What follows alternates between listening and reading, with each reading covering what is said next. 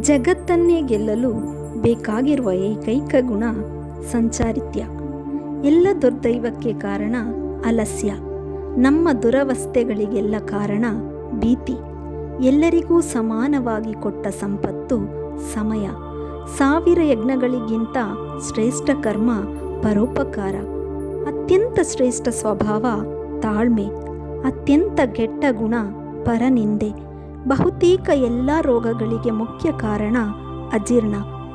ಚಟಗಳಲ್ಲಿ ಅತಿ ಕೆಟ್ಟ ಚಟ ಚಾಡಿ ಹೇಳುವುದು. ಬಂಧುಗಳಲ್ಲಿ ಶ್ರೇಷ್ಠ ಬಂಧು ವಿಶ್ವಾಸ.